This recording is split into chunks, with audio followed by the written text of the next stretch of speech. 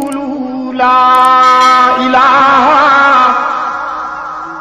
میں بھی کہتا ہوں تم بھی کہو کوئی نہیں معبود، کوئی نہیں مسجود، کوئی نہیں ہر جگہ موجود، کوئی نہیں علام الغیوب، کوئی نہیں کارساز، کوئی نہیں دستگیر، کوئی نہیں حاجت روا، کوئی نہیں مشکل کشا، کوئی نہیں عزت دینے والا، اولاد دینے والا،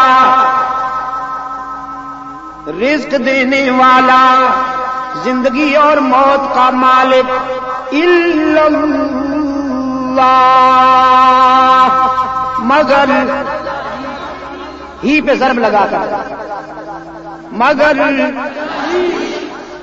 انسانی جبین کی عاجزیوں کے لیے سچا مسجود، جو دور ہیں میرے دوستوں آخر میں کچھ تو کھڑے ہیں، ان کی ہی کی ضرب یہاں پہنچے،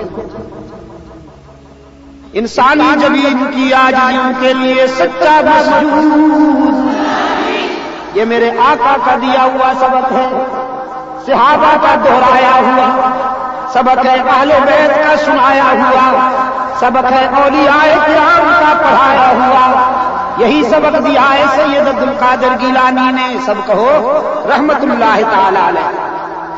اللہ مجھے اور آپ سب کو سید عبد القادر گیلانی جیسے روشن ضمیروں کے ساتھ حشر نصیب فرمائے، ان کا یہی سبق ہے۔ کوئی انسانی جبین کی عاجزیوں کے لیے سچا مسجود کون، ہر جگہ موجود کون، علام الغیوب کون، کارساز و دستگیر کون، حاجت روا مشکل کشا، مشکل کشا اللہ ہی یا اللہ بھی۔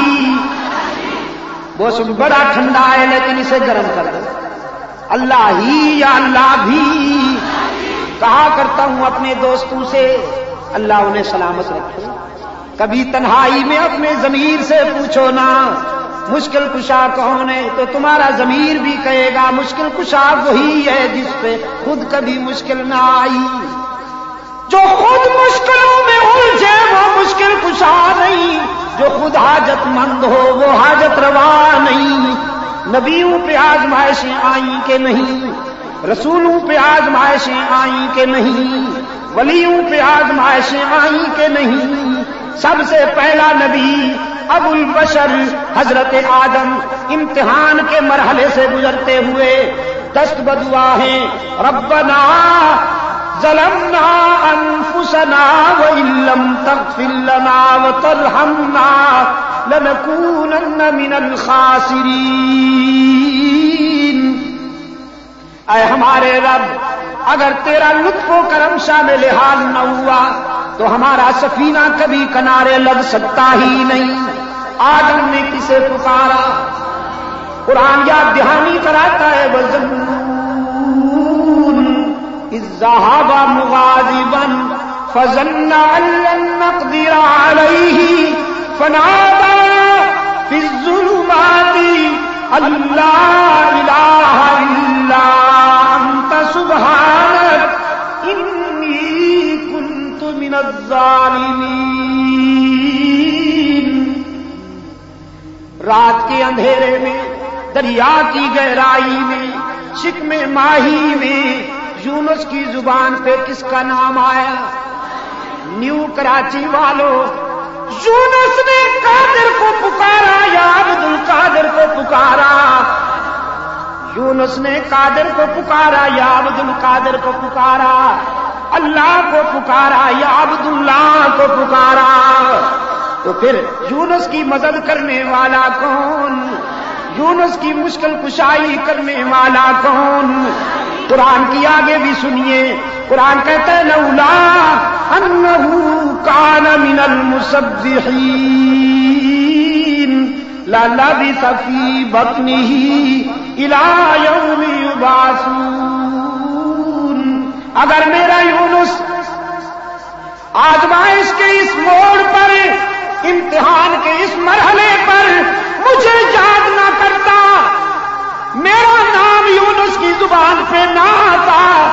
قیامت تک یونس یہی مچھلی کے پیٹ میں رہتا، میرے سوا یونس کی دستگیری کرنے والا کوئی نہیں۔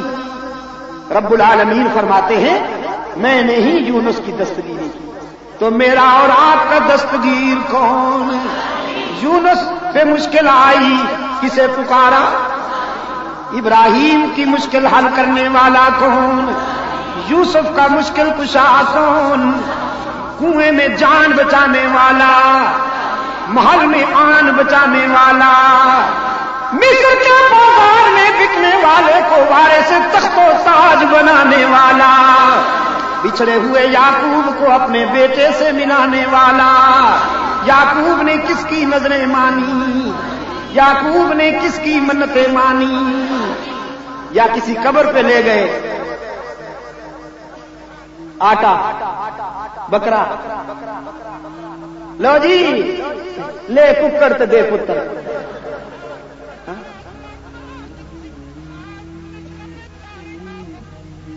انبیاء نے نظریں کس کی مانی؟ بولو نا۔ رسولوں نے نظریں کس کی مانی؟ حضرت مریم کی والدہ کہتی ہیں انی نظرت لک ما فی بطنی محررا فتقبل منی انک انت السمیع العلیم۔ مریم کہتی ہیں انی نظرت للرحمن صوما فلن اکلم اليوم انسیا۔ یونس کا مشکل کشا، یوسف کا مشکل کشا، یعقوب کا مشکل کشا، میرے آقا کا یہی پیغام تھا جو مکہ والوں سے ہضم نہ ہوا۔ مکہ والوں سے ہضم اس لیے کہ انکم رکتی تھی، نذرانے رکتے تھے۔ وہ جو مرید قطار اندر قطار آتے ہیں اور نذرانے بے شمار لاتے ہیں، پیر صاحب کہتے ہیں میں آؤں تو کیا دے گا، تو آئے گا تو کیا لائے گا؟ ون وے چلتا۔ مرید آئے تو نذرانہ لے کے آئے، حضرت صاحب آئے تو نذرانہ تیار رکھے۔ آمدنی رکتی تھی نا، اس لیے سرکار دو عالم صلی اللہ علیہ وسلم کو دھمکیاں دی، کہنے لگے کمپرومائز کر لیں، کچھ کام کریں، حجرے میں بیٹھ جائیے، اللہ اللہ کیجیے، مسجد میں نہ جی۔ آپ مسجد میں اچھے لگتے ہیں، ہم آستانوں پہ۔ رب العالمین نے فرمایا قل فغیر اللہ تأمرونی اعبد ایھا الجاہلون وَلَقَدْ أُوحِيَ إِلَيْكَ وَإِلَى الَّذِينَ مِن قَبْلِكَ لَئِنْ أَشْرَكْتَ لَيَحْبَطَنَّ عَمَلُكَ وَلَتَكُونَنَّ میں بیٹھ جائیے، اللہ اللہ کیجیے، مسجد میں نہ جی۔ آپ مسجد میں اچھے لگتے ہیں، ہم آستانوں پہ۔ رب العالمین نے فرمایا قل فغیر اللہ تأمرونی اعبد ایھا الجاہلون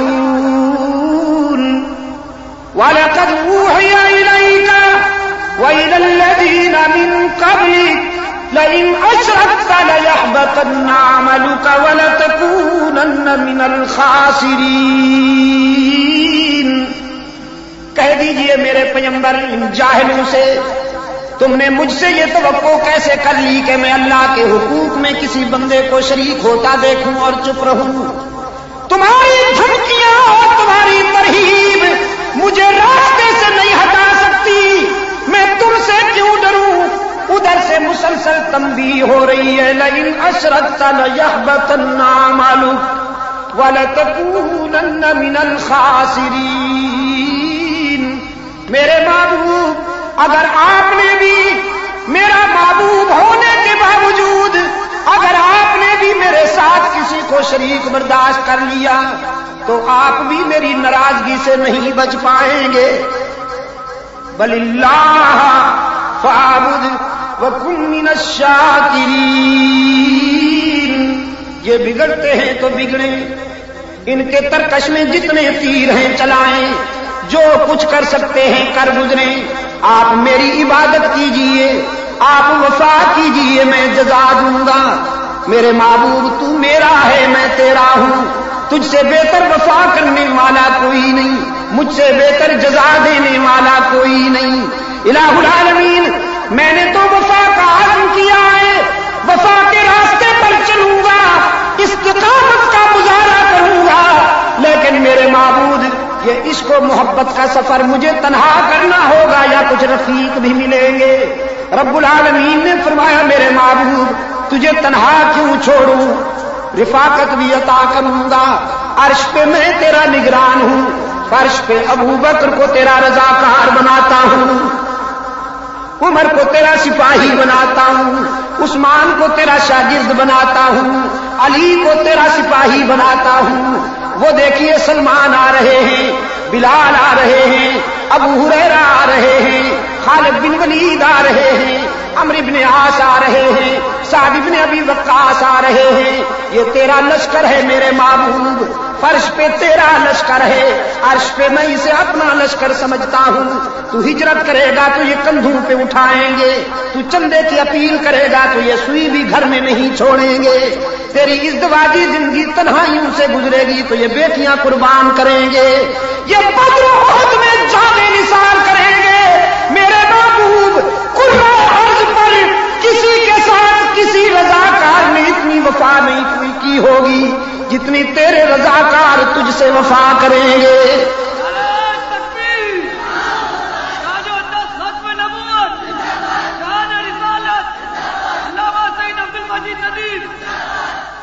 صحابہ کو میں تیرا سپاہی بنا رہا ہوں میرے محبوب، یہ تیرا لشکر ہے، تیری تعلیمات کے عملی نمونے ہیں۔ تو دنیا کو سچائی کا سبق دے گا، ابو بکر صداقت کا تاج پہنے گا۔ تو دنیا کو عدالت کا سبق دے گا، عمر عدالت کا تاج پہنیں گے۔ تیری تعلیمات کا عملی مظاہرہ کریں گے تیرے غلام۔ فاروق اعظم رضی اللہ تعالیٰ عنہ فرماتے ہیں مدینہ کے مضافات میں ایک خاتون رہتی تھی، آنکھوں سے معذور، آنکھوں سے معذور خاتون رہتی تھی۔ صدیق اکبر کی خلافت کا زمانہ تھا، سوچا معذور خاتون ہے، پتہ نہیں اس کے گھر کا کام کون کرتا ہوگا، چلے آئے۔ اس خاتون کے پاس آ کر کہنے لگے میں آپ کی خدمت کے لیے حاضر ہوا ہوں، آپ جو چاہیں مجھ سے کام لے سکتی ہیں۔ فرمایا تو جھاڑو پھیر دوں، حکم ہو تو پانی بھر کے لاؤں۔ وہ خاتون کہتی ہے بیٹا اللہ تجھے جزائے خیر دے، تجھ سے پہلے اللہ کا ایک بندہ آیا تھا، وہ جھاڑو بھی دے گیا ہے، پانی بھی بھر گیا ہے۔ اسلام یہ ہے دوستو۔ فاروق اعظم فرماتے ہیں میں نے سوچا مجھے دیر ہو گئی، کل جلدی آؤں گا۔ نماز صبح پڑھتے ہی آ گئے۔ عرض کیا خاتون میں پھر حاضر ہوں۔ وہ خاتون کہنے لگی جزاک اللہ بیٹے، تیرے آنے سے پہلے اللہ کا ایک بندہ آیا ہے، وہ سارے کام کر گیا ہے۔ اگلے دن سوچا اس سے بھی پہلے آؤں گا۔ نماز تہجد کے وقت چلے آئے، اس خاتون کی خدمت میں آ کر کہنے لگے جھاڑو پھیر دوں، پانی بھر لاؤں۔ خاتون کہنے لگی بیٹا اللہ تجھے خوش رکھے، تیرے آنے سے پہلے ایک آدمی آ چکا ہے، وہ جھاڑو تو دے گیا ہے، پانی بھرنے کے لیے گیا ہوا ہے۔ فاروق اعظم فرماتے ہیں میں نے طے کر لیا آج نہیں چھوڑوں گا، مجھ سے پہلے آ جاتا ہے، دیکھو تو یہ ہے کیا۔ ایک کونے میں کھڑے ہو گئے۔ فرماتے ہیں رات کا وہ مسافر، وہ درد مند مسافر پانی کی بھاری مشق لیے ہوئے آ گیا، کمان کی طرح جھکا ہوا تھا مشق کے بوجھ میں، پانی کے مشکیزے کے بوجھ میں کمان کی طرح جھکا ہوا تھا، لیکن پہچان نہ سکے۔ فاروق اعظم فرماتے ہیں میں کوشش کے باوجود نہ پہچان سکا، اس لیے کہ چہرے پہ اس نے نقاب ڈال رکھی، رات کے باوجود نقاب ڈال رکھی۔ وہ آپ نے سنا ہے نا نیکی کر، اس کو کہتے ہیں عصر حاضر کے حکمرانوں کی طرح نہیں کہ اگر کبھی نماز پڑھنی جائے تو پڑھنی پڑ جائے تو ٹی وی کیمرہ مینوں کو ساتھ کے ہمارا پوز خاص طرح کا لے کر پھر نشر کرو کہ حضرت تو بڑے نمازی.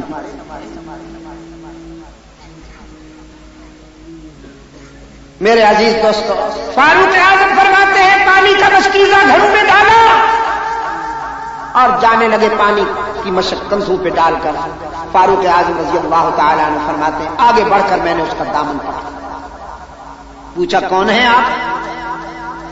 کوئی جواب نہیں دیا. پھر پوچھا کون ہے آپ؟ کوئی جواب نہیں ملا.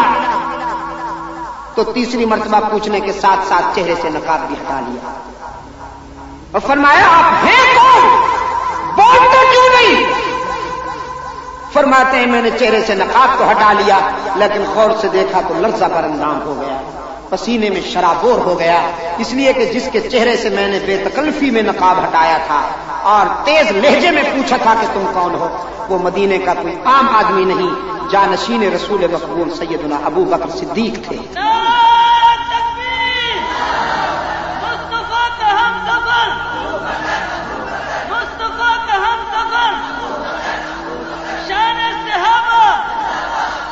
صحابہ کرام رضوان اللہ علیہم اجمعین میرے دوستو رسول اللہ کی تعلیمات کے عملی شاہکار ہیں.